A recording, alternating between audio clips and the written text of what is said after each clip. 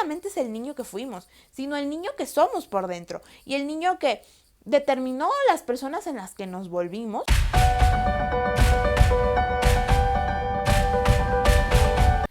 Hola, hola a todos, mi nombre es Denise y bienvenidos a un nuevo episodio de Brincando entre Historias. El día de hoy quiero compartirles un libro que me gustó bastante y se llama El niño que fuimos por Almadelia Murillo. Este libro fue publicado en el año de 2016, 18. No miro. No, tengo un punto blanco de tanta luz que me eché. El libro nos narra el proceso de crecimiento de estos tres personajes, Oscar, María y Román, en dos diferentes tiempos de su vida. Por un lado tenemos a estos tres personajes cuando eran niños y que se conocen a muy temprana edad en un internado. Un internado es esta institución en la que no estamos muy familiarizados porque normalmente los internados que nosotros vemos en las películas, en el cine, son estos internados a los que asiste la clase alta y en la que reciben clases de conducta y llevan uniformes muy bonitos. Y este es un tipo de internado totalmente distinto, donde yo crecí, sí existía uno de estos internados. Y eran estas instituciones que servían básicamente con dos funciones. Primero, ahí llegaban los niños de los papás que no podían tener con ellos toda la semana. Entonces los llevaban a este tipo de instituciones para que pudieran hacerse cargo de ellos entre semana y los papás pudieran trabajar. O también, muchas de las veces, se llevaba a los niños a este tipo de instituciones cuando se portaban mal, cuando no eran muy bien portados, y entonces se los llevaba a ese tipo de instituciones para que, digámoslo así, la disciplina del lugar corrigiera muchas de sus comportamientos y actitudes. La historia nos remonta a como les decía, a dos momentos históricos distintos de los personajes, pero en ambos vemos un proceso de crecimiento. Realmente vemos cómo estos personajes en el internado, esta dificilísima etapa de pasar de ser niños a ser adolescentes, en la que tienes que autodescubrirte sexualmente, intelectualmente, qué quieres hacer con tu vida, qué clase de persona quieres ser en el futuro. Y justamente a esto nos lleva el segundo tiempo en el que se desarrolla la historia, porque el libro comienza narrándonos una fecha muy particular.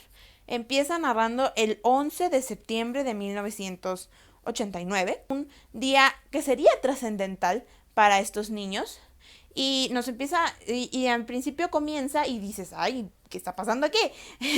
Porque los encontramos a ellos en un puente, tienen un perro, hay accidentes y dices, ok, no estoy entendiendo nada. Pero después nos transporta al 11 de septiembre del 2016 y vemos cómo a través de una situación muy similar, no quisiera darles muchos spoilers, pero sí esto ocurre en las primeras páginas del libro. Existe esta conexión a través de la figura del suicidio, en la que el personaje de Román se encuentra tomándose una foto en el puente de Brooklyn, como cualquiera de nosotros, pero sí con una figura de suicidio. Y titula su foto como Brooklyn Suicide. Y esto hace que se vuelva un movimiento y se le acuse de ser un movimiento suicida. Y a partir de esta fotografía es que se reencuentra con sus compañeros de la infancia, sus amigos de la infancia, Oscar y María, y empiezan estas conexiones, ¿no? Yo creo que es algo muy cotidiano que normalmente ahora nos pase, que nos reencontremos con nuestros viejos compañeros de la primaria, de la secundaria, y por un medio que nos es muy común, las redes sociales, ¿no? Se encuentran justamente a través de Facebook. Sin duda, en ambos tiempos verbales en los que nos encontramos en la historia, los personajes están pasando por etapas decisivas en las que tienen que tomar decisiones que afectarán el resto de sus vidas. Y vemos cómo las decisiones que toman como adultos se relacionan con las decisiones que tomaron como niños y cómo es importante también recordar a tu niño interno. Como les mencionaba, la historia se desarrolla en la Ciudad de México y por ende es muy fácil encontrar elementos de intertextualidad. Esto quiere decir que nos encontramos con lugares que no son conocidos si alguna vez hemos visitado la Ciudad de México o si vivimos en la Ciudad de México. El primer momento, cuando ellos se encuentran en el internado, nos encontramos en la década de los 80. Del otro lado tenemos que el presente de los personajes radica en el 2016, que es un año que nos es bastante cercano. Y en este podemos ver elementos que si bien no existían en la parte o en el contexto histórico de los 80s, sí podemos identificar como actuales. Por ejemplo, las redes sociales, mandarse mensajes de texto. Bueno, inclusive hay una referencia a mi escuela, porque uno de los personajes trabaja ahí. No, me pareció muy chistosa, la verdad, pero bueno. Los internados realmente en México existen de muchos tipos, existen desde militares hasta religiosos. Han perdido mucha importancia en la sociedad mexicana porque ya se ven cada vez menos. Porque estos internados eran de ámbito federal, es decir, recibían recursos del gobierno federal para poder subsistir, y cada vez hay menos porque cada vez reciben menos recursos, ¿no?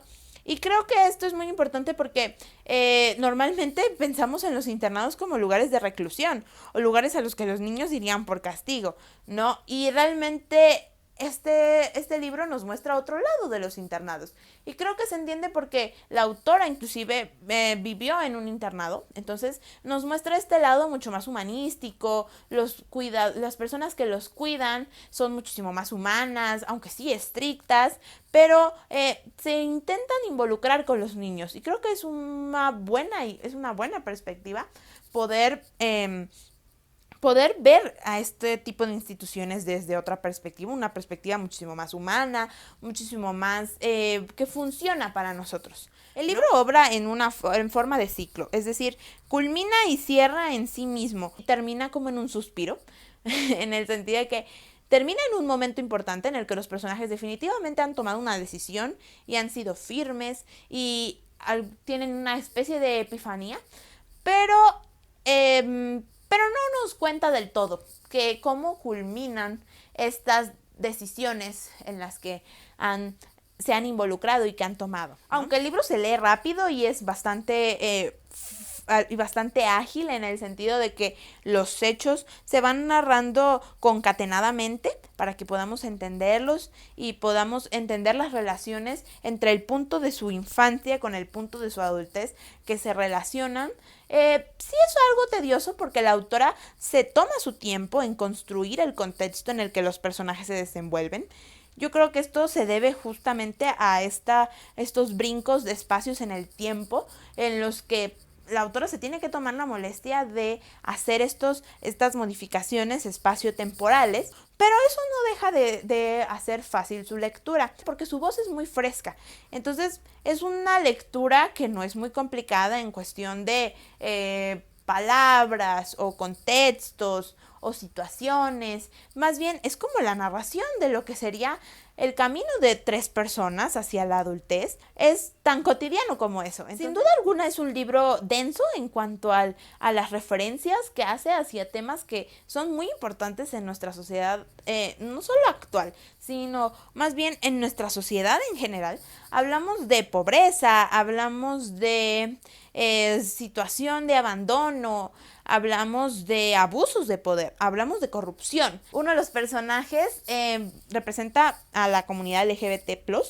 Entonces vemos esta diversidad en sus perspectivas, porque tenemos a un gay, tenemos a una mujer y tenemos a un hombre, los dos heterosexuales. Entonces tenemos esta diversidad no solo de pensamientos, de actitudes, de acciones, de momentos que nos llevan a ver las diferentes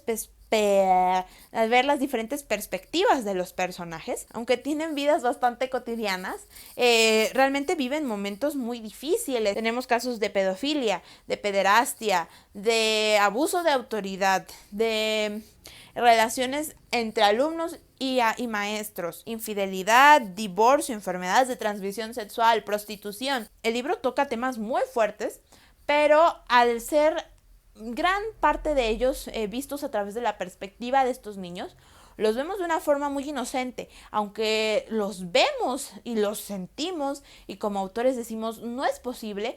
Vemos que sus decisiones al fin y al cabo están cegadas por esta inocencia y entonces no entienden a lo mejor o entienden, pero son muy jóvenes para entenderlo, las consecuencias de estos actos, y vemos cómo toman decisiones que te desesperan y dices, no, pero ¿por qué estás haciendo esto? Detente, por favor.